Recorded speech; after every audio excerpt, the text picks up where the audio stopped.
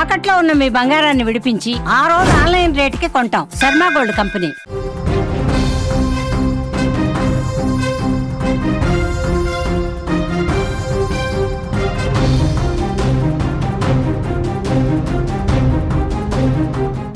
మరో big breaking news చూస్తున్నాం. ధర్మస్థలలో శవాల వేటైతే ఇంకా కొనసాగుతోంది. దట్టమైన అడవిలో రెండో రోజు తవ్వకాలైతే కొనసాగిస్తున్నారు పోలీసులు. ఒకసారి 3 ప్రాంతాల్లో తవ్వకాలు జరుపుతున్నారు. కూలీల సంఖ్యను అధికారులు ఇప్పటికే పెంచినట్లుగా తెలుస్తోంది. మొదటి రోజు ఇప్పటి వరకు కూడా ఎలాంటి అవశేషాలు కూడా దొరకలేనట్లుగా మనకైతే తెలుస్తోంది. ప్రస్తుతం కర్ణాటకలోని ధర్మస్థల మిస్టరీ హత్యలు దేశవ్యాప్తంగా హాట్ టాపిక్ గా నడుస్తున్నాయి. రెండో రోజు నేత్రావతి నది ఒడ్డున అస్థిపంజరాల కోసం భారీ తవ్వకాలైతే ఆపరేషన్ కొనసాగుతోంది. ఈ రోజు ఉదయం నుంచి కూడా సిట్టు బృందం దట్టమైన అడవిలో కీలక ఆధారాల కోసం తీవ్రంగా శ్రమిస్తోంది.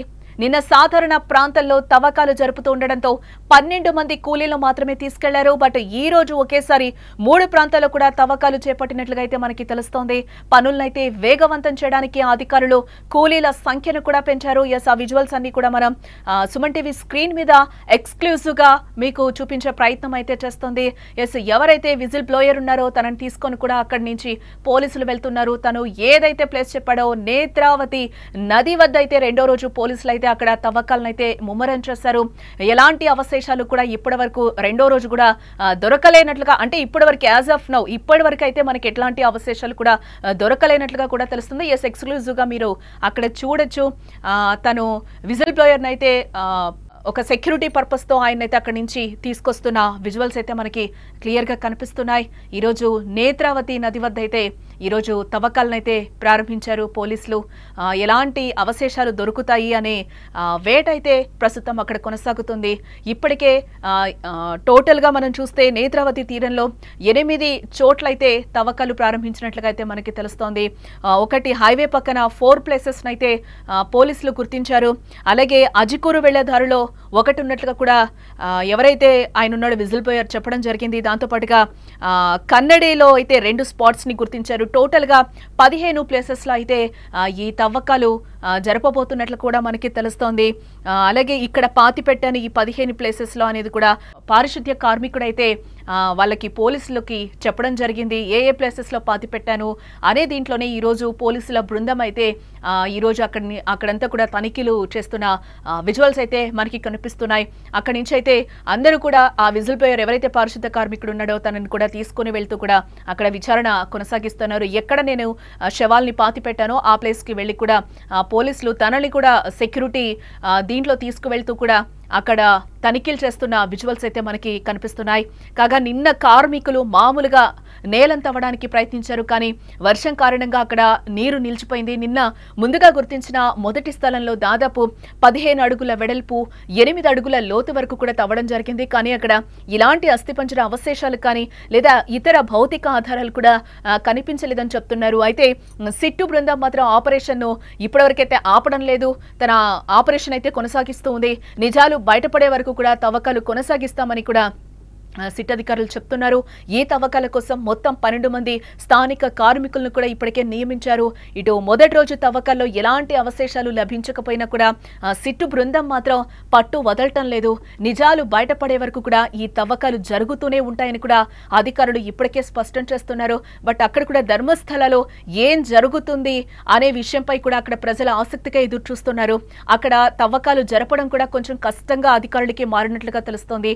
ఏ చిన్న క్లూ దొరికినా కూడా అక్కడికి ప్రజలు వాలిపోతున్న సిచ్యువేషన్ కూడా అక్కడ మనకి కనిపిస్తుంది. ఏదైనా ఆధారాలు దొరుకుతాయేమో. ఇంత కాంట్రవర్షియల్ గా ఈ ధర్మస్థల ఇష్యూ మారిన నేపథ్యంలో అక్కడ వాళ్ళు కూడా ప్రజలు కూడా చాలా ఆసక్తిగా ఎదురు చూస్తున్నారు. ఏదైనా దొరుకుతుందేమని.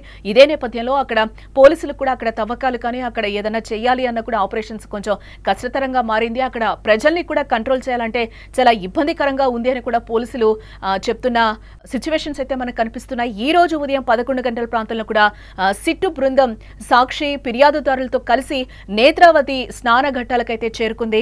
అంతకుముందు ఉదయం 10 గంటలకు బెల్తంగడిలోని సిట్ కార్యాలయానికి వచ్చి అవసరమైన ప్రక్రియలను అయితే పూర్తి చేసుకున్నారు. ఈ సిట్టు బృందంలో ఐపీఎస్ అధికారి అనుచేత్, ఐపీఎస్ జితేంద్ర కుమార్, దయామా, అలాగే SP Simon, Puttur AC Stella Varghese అలాగే బెల్తంగడి తహసీల్దార్ పృథ్వీ సానికం కూడా ఉన్నారు. ఈ రోజు ఫిర్యాదుదారు గుర్తించిన రెండవ ప్రదేశంలో కూడా తవ్వకం జరుగుతోంది. బట్ నేత్రావతి స్నాన ఘాటు దగ్గర జరుగుతున్న ఈ ఆపరేషన్ చూడటానికి అక్కడ వందలాది మంది స్థానికులు సంఘటన స్థలానికైతే చేరుకున్నారు. తెల్లవారుజాము నుండి కూడా అక్కడ ఆపరేషన్ ముగిసే వరకు కూడా చాలా మంది ప్రజలు ఈ తవ్వకాలను అక్కడ ఆసక్తిగా గమనిస్తున్న విజువల్స్ కూడా మనకి క్లియర్ గా కనిపిస్తున్నాయి. ఇవన్నీ కూడా అక్కడి నుంచి మీకు గ్రౌండ్ రిపోర్ట్ సుమన్ టీవీ ఎప్పటికప్పుడు ధర్మస్థల గురించి మీకు ఎప్పటికప్పుడు అప్డేట్స్ ఇస్తూనే ఉంది. ఈ మొత్తం వ్యవహారం కూడా 2012లో వెలుగులోకి వచ్చిన ధర్మస్థల వివాదంతో మొదలైందని చెప్పుకోక తప్పదు. అప్పట్లో సౌజన్య అనే 17 ఏళ్ల విద్యార్థిని దారుణంగా హత్యకు గురైంది. ఆమె మృతదేహం ధర్మస్థల సమీపంలో లభ్యమైంది. ఈ కేసులో ఒక వ్యక్తిని అరెస్టు చేసినా అతను ఆ తర్వాత నిర్దోషిగా విడుదలయ్యాడు. అయితే నిందితులకు శిక్ష పడలేదని, అసలు దోషులను పట్టుకోవాలని కూడా సౌజన్య కుటుంబంతో పాటు పలువురు నిరసనలు కూడా తెలిపారు. ఈ నేపథ్యంలో 1995 నుంచి 2014 వరకు ధర్మస్థలలో పారిశుద్ధ్య కార్మికుడిగా పనిచేసిన ఒక వ్యక్తి సంచలన ఆరోపణలు చేశాడు. తాను వందలాది మృతదేహాలను కూడా దహనం చేయడంతో పాటు చాలా సవాళ్లను పూడ్చిపెట్టానని కూడా కొందరు బలవంతం చేశారని అతను ఈ జూలై నెలలో పోలీసులకు ఫిర్యాదు చేయడం జరిగింది. ఈ మృతదేహాల్లో ఎక్కువగా మహిళలు, మైనర్ బాలికలు ఉన్నాయని, వాటిపై లైంగిక వేధింపులు, యాసిడ్ దాడులు జరిగినట్లు కూడా అతను చెప్పడం జరిగింది. స్కూల్ విద్యార్థినులు, భిక్షగాళ్లు కూడా ఉన్నారంటూ కూడా తను సంచలన ఆరోపణలే చేశాడు.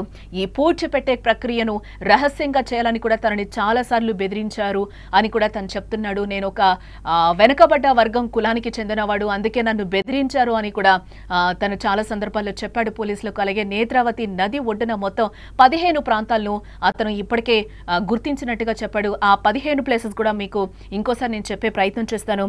నేత్రావతి తీరంలో 8 స్పాట్స్ అయితే గుర్తించారు. తర్వాత హైవే పక్కన 4 ప్లేస్లు, అలాగే అజ్కూరు వెళ్లే దారిలో 1 అని కూడా ఆ పారిశుద్ధ్య కార్మికుడు చెప్తున్నాడు. కన్యాడి ప్రాంతంలో 2 స్పాట్స్ ఉన్నాయని కూడా చెప్తున్నాడు. టోటల్ గా 15 ప్లేసెస్లో నేను నా చేతులతో పాతి పెట్టాను అని కూడా తను కొన్ని సంచలన ఆరోపణలే చేశాడు.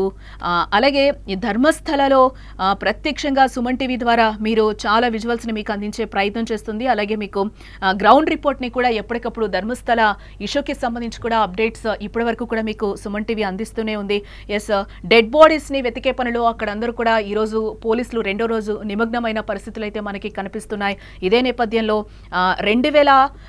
1995 నుంచి 2014 వరకు కూడా మిస్ అయిన డెడ్ బాడీస్ కూడా ఉన్నాయని కూడా ఆ పారిశుద్ధ కార్మికుడు చెప్పాడు. దాని గురించి కూడా ఈరోజు పోలీసులు వెతికే పనిలో ఉన్నట్లు కూడా తెలుస్తోంది. కర్ణాటకలోని దక్షిణ కన్నడ జిల్లాలో ప్రముఖ పుణ్యక్షేత్రం ధర్మస్థలలో అనేక దారుణాలు చోటు చేసుకున్నట్టుగా కూడా ఒక దళిత పారిశుద్ధ కార్మికుడు ఫిర్యాదులు ఇచ్చిన నేపథ్యంలోనే ఈ ఇష్యూ ఒక సంచలనంగా మారిందని చెప్పుకోవచ్చు. 1 కాదు 2 కాదు, దాదాపుగా నేను 20 ఏళ్ల పాటు తాను అనేక మంది బాలికలు, మహిళల మృతదేహాలను ఇక్కడ మంజునాథ ఆలయ వర్గాల ఒత్తిడితో పాతి పెట్టేవాడని, అందులో ఎక్కువ శవాలు లైంగిక దాడికి, హత్యకు గురైనట్టుగా కనిపించావని కూడా అతడు తన ఫిర్యాదులో చెప్పడం జరిగింది. ఈ ఫిర్యాదుపై కేసు నమోదు చేసుకున్న పోలీసులు అప్పటి నుంచి కూడా దర్యాప్తు చేస్తూనే ఉన్నారు. ఈ విషయాలు తను బయటకు చెబుతున్నందున తనకు ప్రాణహాని ఉంది అంటూ కూడా సదరు పారిశుద్ధ్య కార్మికుడు ఫిర్యాదుతో పోలీసులు కూడా చెప్తున్నారు. పోలీసులకు తన ఫిర్యాదులో కూడా చెప్పడం జరిగింది. ఇతడు ధర్మస్థల ఆలయంలో పనిచేసేవాడు. నిత్యం మహిళలు, బాలికల మృతదేహాలను తనకు అప్పగించి వాటిని పూడ్చిపెట్టాలని ఆదేశించేవని కూడా అంటున్నాడు. చాలా సవాలపై లైంగిక దాడికి గురైనట్లు కూడా స్పష్టమైన ఆనవాళ్లు కనిపించేవని పేర్కొన్నాడు. వాటిని పూడ్చిపెట్టడం లేదా కాల్చివేయడం చేయకపోతే తనను, తన కుటుంబాన్ని కూడా చంపేస్తామని బెదిరించేవారని, ఇష్టం వచ్చినట్టు కొట్టేవారని కూడా ఆ ఫిర్యాదుదారుడు చెప్తూ ఉన్నాడు. నేను ఒక తక్కువదిగా భావించే కులంలో పుట్టాను. ధర్మస్థల ఆలయంలో పారిశుద్ధ్య కార్మికుడిగా 1995 నుంచి 2014 డిసెంబర్ వరకు కూడా నేను పనిచేశాను. మొదట్లో ఆలయానికి సమీపంలోని నేత్రావతి నది వద్ద శుభ్రం చేసే పనుల్లో ఉండేవాణ్ణి. ఆ తర్వాత నన్ను భయానక నేరాలకు, సాక్ష్యాలను మాయం చేసే పనికి ఉపయోగించారని కూడా తను ఫిర్యాదులో పేర్కోవడం జరిగింది.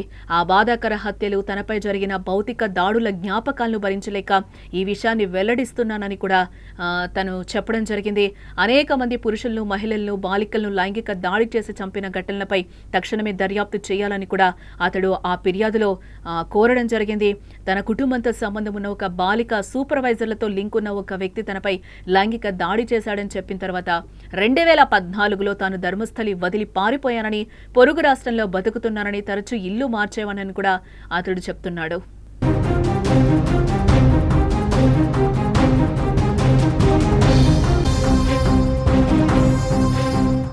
ఇదంతా పక్కన పెడితే ప్రస్తుతం కర్ణాటకలోని ధర్మస్థల మిస్టరీ హత్యలు దేశవ్యాప్తంగా ఇప్పుడు హాట్ టాపిక్ గా నడుస్తుందని చెప్పుకోవాలి.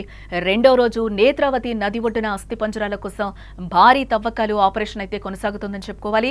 ఈ రోజు ఉదయం నుంచి కూడా సిట్టు బృందం దట్టమైన అడవిలో కీలక ఆధారాల కోసం తీవ్రంగా శ్రమిస్తోంది.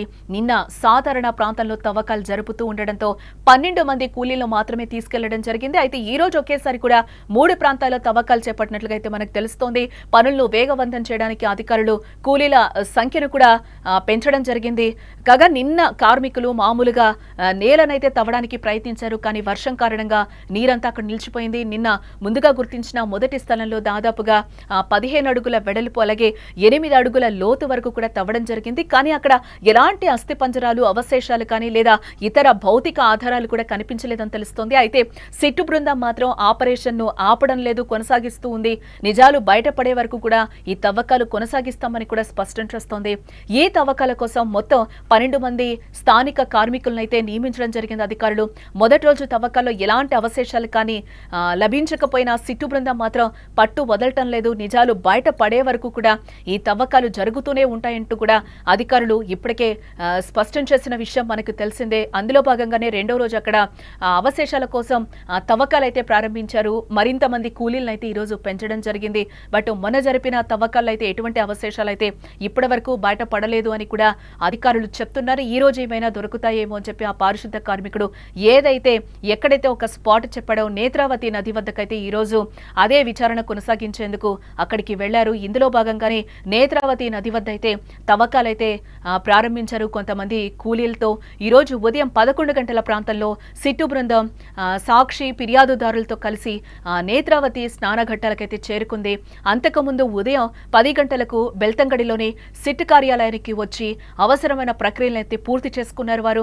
ఈ సిట్ బృందంలో ఐపీఎస్ అధికారి అనుచేత్, ఐపీఎస్ జితేంద్ర కుమార్ దయామ, అలాగే SP Simon Puttur, AC Stella Varghese, Belthangady తహసీల్దార్ పృథ్వీ స్థానికం కూడా ఉన్నట్లుగా తెలుస్తుంది. ఈ రోజు ఫిర్యాదుదారు గుర్తించిన రెండవ ప్రదేశంలో తవ్వకాలైతే జరుపుతున్నారు అధికారులు. నేత్రావతి స్నాన ఘాట్ దగ్గర జరుగుతున్న ఈ ఆపరేషన్ చూడడానికి కూడా వందలాది మంది స్థానికులు సంఘటన స్థలానికి చేరుకున్నారు. ఆ విజువల్స్ అన్ని కూడా మనకి సుమన్ టీవీ స్క్రీన్ మీద అయితే కనిపిస్తుంది. బట్ అక్కడ ఎక్కువగా గుంపులుగా ప్రజలు కూడా అక్కడున్న వాళ్ళందరూ కూడా అక్కడికి చేరుకోవడంతో కొంచెం కష్టతరంగా మారినట్లుగా కూడా తెలుస్తోంది. అక్కడ తవ్వకాలు జరపడానికి కూడా అక్కడ ప్రజలు కూడా ఏం జరుగుతుంది, ధర్మస్థలలో ఎటువంటి అవశేషాలు కానీ భౌతికాయాలు కానీ బయటపడతారా, అస్థిపంజరాలు కానీ ఇట్లాంటివి ఏవైనా బయటపడతాయా అనే దీంతో అక్కడ కూడా వాళ్ళు వెయిట్ చేస్తున్న పరిస్థితులు అయితే మనకి కనిపిస్తున్నాయి. ఎక్కడైనా కూడా వాళ్ళ తవ్వకాలు మొదలు పెడుతుంటే అక్కడ కూడా చాలా ఈగర్గా వాళ్ళు అక్కడ వెయిట్ చేస్తున్నారు. ఏమైనా దొరుకుతాయా, దీనికి సంబంధించి సాక్ష్యాలు ఆ పారిశుద్ధ్య కార్మికుడు చెప్పేవన్నీ నిజమేనా ఏంటి అనే దిశలో కూడా వాళ్ళందరూ అక్కడ వెయిట్ చేస్తున్నారు. ఏమైనా దొరుకుతాయి అని చెప్పి ఈ నేపథ్యంలోనే అక్కడ అధికారులు కూడా తవ్వకాలు చేయడం కూడా చాలా కష్టతరంగా మారింది. అక్కడ ప్రజల్ని కంట్రోల్ చేయడం కూడా అక్కడ అధికారుల వల్ల కావడం లేదని కూడా తెలుస్తోంది. తెల్లవారుజాము నుండి కూడా ఆపరేషన్ ముగిసే వరకు చాలా మంది ప్రజలు ఈ తవ్వకాలను ఆసక్తిగా అక్కడ గమనిస్తున్నారు. అలాగే ఈ మొత్తం వ్యవహారం 2012లో వెలుగులోకి వచ్చిన ధర్మస్థల వివాదంతోనే మొదలైందని చెప్పుకోవచ్చు. అప్పట్లో సౌజన్య అనే 17 ఏళ్ల విద్యార్థిని దారుణంగా హత్యకు గురైన విషయం మనకు తెలిసిందే. ఆమె మృతదేహం ధర్మస్థల సమీపంలో లభ్యమైంది. ఈ కేసులో ఒక వ్యక్తిని అరెస్టు చేసిన అతను తర్వాత నిర్దోషిగా విడుదలైపోయాడు. అయితే నిందితులకు శిక్ష పడలేదని, అసలు దోషులను పట్టుకోవాలని కూడా సౌజన్య కుటుంబంతో పాటు పలువురు నిరసనలు కూడా తెలిపారు అప్పట్లో.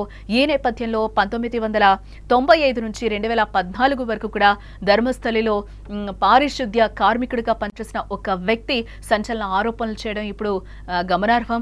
తాను వందలాది మృతదేహాలను దహనం చేయడంతో పాటు చాలా శవాలను పూడ్చిపెట్టాలని కొందరు నన్ను బలవంతం చేశారని అతను ఈ జూలై నెలలో పోలీసులకైతే ఫిర్యాదు చేశాడు.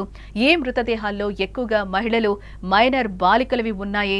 వాటిపై లైంగిక వేధింపులు అలాగే యాసిడ్ దాడులు జరిగినట్లు కూడా అతను చెప్పడం జరిగింది. స్కూల్ విద్యార్థినులు, భిక్షగాళ్లు కూడా ఇందులో ఉన్నారు అని కూడా అతను చెప్తున్నాడు. ఈ పూడ్చిపెట్టే ప్రక్రియను రహస్యంగా చేయాలని కూడా తనను బెదిరించినట్లుగా వెల్లడించాడు. నేత్రావతి నది ఒడ్డున మొత్తం 15 ప్రాంతాలనైతే అతను గుర్తించడం జరిగింది.